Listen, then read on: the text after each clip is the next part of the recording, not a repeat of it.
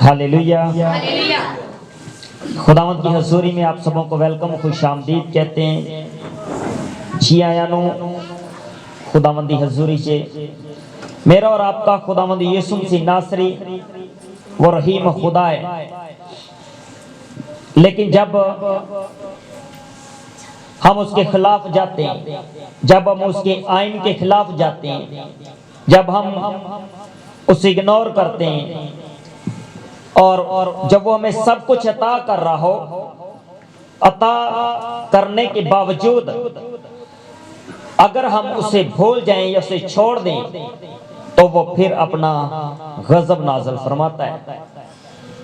मिसाल के तौर पर अगर कोई वालिदैन अपने बच्चों की परवरिश बड़ी अच्छी कर रहा हो और उसका बच्चा गर्दन कशी करे, अपने वालिदैन को नाचीज जाने, नाफरमानी करे और हर वो बुरी बात करे जो वालिदैन को अच्छी नहीं लगती, तो खुदावंद ऐसे ही अपने लोगों को प्यार करता है। आपकी मोहब्बत अपने बच्चों से बहुत बड़ी हो सकती है, लेकिन खुदावंद आपसे बढ़कर आपसे प्यार करने वाला खुदा है।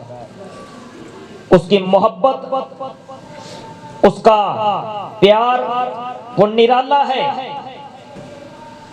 हम नाफरमानी भी करते हैं फिर भी हम पर रहम करता है। हम उसके हुजूर बदी करते हैं फिर भी हमें वो सांसें देता है। पीछे जब कोविड आया तो बहुत से लोगों को ऑक्सीजन की जरूरत पड़ रही थी, वो क्या कहते हैं, सिलेंडर वगैरह की, तो लोग उतावले थे। वो लोग लाखों रुपया लेकर पीछे पीछे थे। कुछ लोग एडवांस में अपने घरों में ला के रखी थी वो चीजें कि उन्हें जरूरत पड़ेगी और ये काम आएंगी। जिनके पास लाखों थे वो लाखों उड़ा रहे थे और लगा रहे थे, लेकिन वो चीज उन्हें मुयस्सर नहीं थी, वो मिल नहीं रही थी। पूरी दुनिया में वो खत्म हो चुकी थी, पूरी दुनिया में वो शॉर्ट थी। लेकिन खुदावंद का प्यार देखे, खुदावंद की मोहब्बत देखे, वो हर इंसान को मुफ्त में देता है। इंसान की ओर अगर हम देखें, इंसान की तरफ अगर हम देखें, तो उस वक्त उसका रेट पता क्या था? आज भी वो बहुत महंगा है। जब से कोविड आया है, जब से वो वबा आई है, जब से वो मरी आई, तब से उसका रेट ही आसमानों को छूने लगा। पैनाडोल जो आम थी, एक आम गोली थी, हर शॉप से या परचून की किसी शॉप से भी उसे खरीद सकते थे, लेकिन आज वो कहीं नहीं मिलती। आज वो लोग उसे स्टॉक करके बैठे हैं, लोग उसे लोगों तक नहीं आने दे रहे। ये क्या है? ये इंसान है। इंसान के अंदर एक ऐसी बिदत काम कर रही है, एक ऐसी ख्वाहिश काम कर रही है, एक बुत परस्ती काम कर रही है। और ये बुत परस्ती क्या है? खुदावंद के कलाम में लिखा है, एक आदमी दो मालिकों की खिदमत नहीं कर सकता। या तो वो खुदा की खिदमत करेगा या वो दौलत को रखेगा। तो जो लोग दौलत इकट्ठा करने के लिए खिदमत को छोड़ चुके हैं, वो लोग खुदावंद की नजर में मकबूल नहीं। लेकिन रास्तबाजों को फिक्र करने की जरूरत नहीं। रास्तबाजों के लिए आसमानों से मदद जारी और सारी रहती है। रास्तबाज जो होते हैं उनके लिए मेडिसिन कोई चीज नहीं है।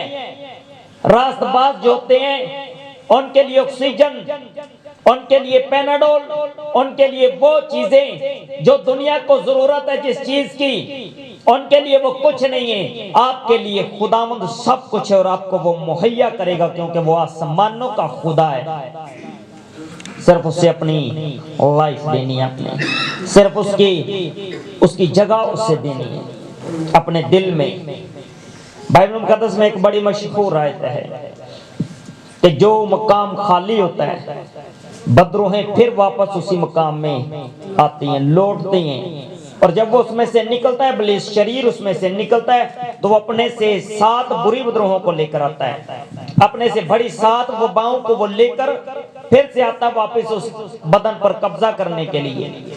और अगर सामने बदन कमजोर होगा तो उस शख्स की या उस बहन की या उस भाई की हालत खराब हो जाएगी। लेकिन अगर वही खैमा, अगर वही बदन खुदावंद के जलाल से, खुदावंद की बरकत से, खुदावंद के पाक रूह से भरा हो तो वो उसमें दाखिल नहीं हो पाएगा, वो उसमें एंट्री नहीं कर पाएगा। और लोग आज अपने बदन पर नजर नहीं करते, आज अपनी जिंदगी पर गौर नहीं करते और फिर कहते हैं जी ओए पादरी को तो काम की बरकत ही नहीं है जी, बदरुए ने कड़ी तो फिर वापस आ गए। वो पास्टर का कसूर नहीं, वो किसी मर्दे खुदा का कसूर नहीं है। अगर उसके पास बरकत ना होती, अगर उसके पास ब्लेसिंग्स ना होती तो वो वबाएं, वो बदरोहें, वो बिदतें, वो इल्मे, जादू टोने, मंत्र उस पास्टर की बात क्यों मानते? वो बैड स्पिरिट उसके कहने से बाहर क्यों चली जाती?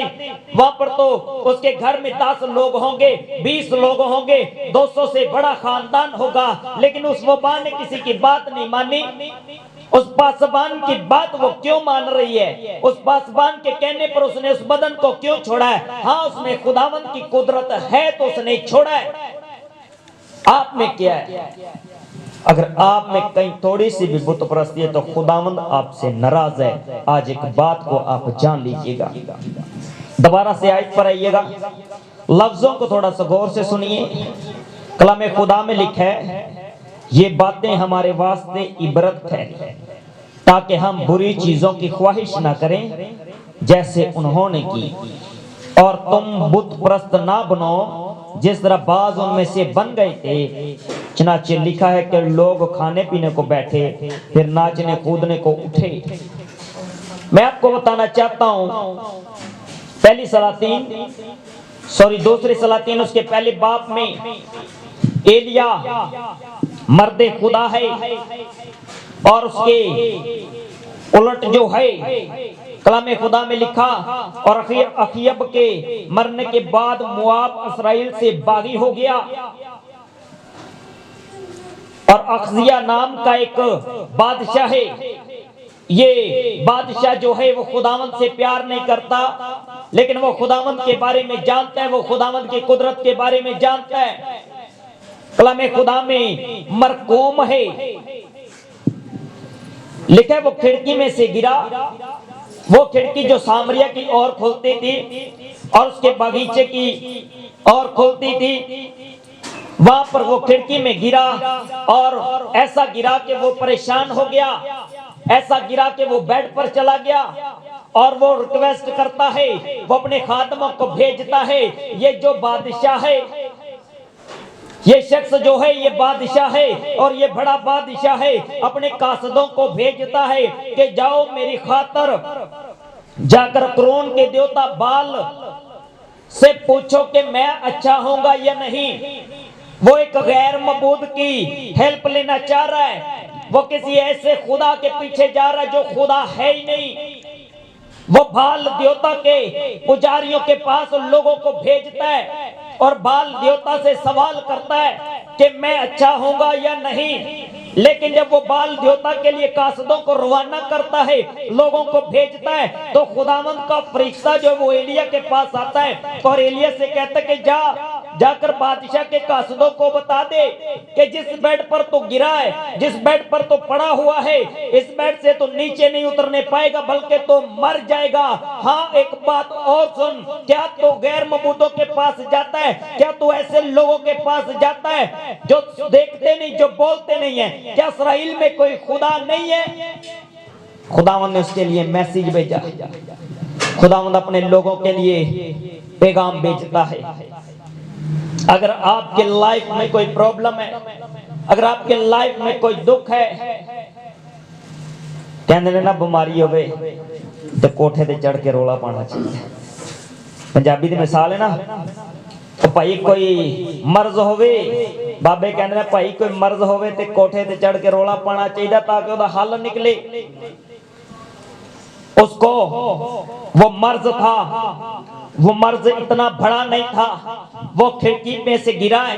अगर कोई शख्स खिड़की में से गिरे तो वो मरेगा नहीं, वो मरेगा नहीं, लेकिन यहाँ पर उसने अपनी मौत को दावत दी। यहाँ पर उसने क्या किया, यहाँ पर वो क्या कर रहा था, यहाँ पर कहता है कि जाओ भाल देवता के पास जाओ और मेरे लिए पूछो, मेरे लिए सवाल करो कि मैं इस बीमारी से शिफा पाऊंगा या नहीं। वो अपनी बीमारी से शिफा पाने की रिक्वेस्ट करता है। उसे तो पता ही नहीं है कि जब वो गैर मबूद के पास अपने लोग भेज रहा है तो मालिके कायनात नाराज हो जाएगा, खुदा नाराज हो जाएगा और उस शख्स के लिए मौत ठहरा देगा। कासद जो है वो एलिया का कलाम सुनते हैं और उसी दम पीछे मुड़ जाते हैं। बादशाह ने देखकर हैरान होता और कहता है, क्या तू बाल देवता के लोगों के पास नहीं गए? वो कहते, हम रास्ते ही में थे कि एक शख्स हमें मिला और वो हमें कहता कि अपने बादशाह को जाकर बताओ कि जिस चारपाई पर तू चढ़ा है, जिस चारपाई पर, जिस बेड पर तू पड़ा हुआ है, तो इससे नीचे नहीं उतरने पाएगा, तो मर जाएगा और तू हलाक हो जाएगा। वो कहता, वो परेशान होने लगा बादशाह। वो कहता कि वो शख्स कैसा दिखाई देता था? कासदों को पता ही नहीं था कि वो कौन है। कासद उसके बारे में नहीं जानते थे। उन्होंने कहा कि वो बहुत बालों वाला था, उसके बाल बड़े बड़े थे, उसके बाल जो थे वो बड़े बड़े थे। और वो बादशाह जान गया कि वो एलिया था। कहता, जाओ जाकर एलिया को बुलाकर लाओ। वो हुक्म देता है।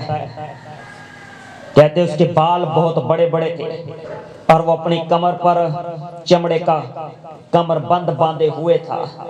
उसने कहा कि वो तो एलिया तशबीह है, जाओ उसे बुला कर लाओ। तब बादशाह ने 50 सिपाहियों के एक सरदार को हुक्म दिया। उसे कहा कि जाओ जाकर एलिया को मेरे पास लाओ।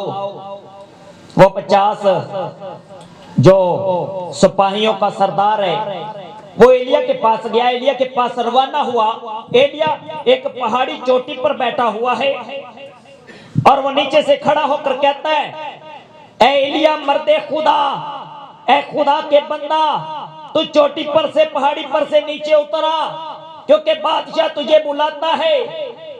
अब खुदावंद जो है वो नाराज है बादशाह से, लेकिन खुदावंद का फरिश्ता जो है वो एलिया के करीब ही खड़ा हुआ है।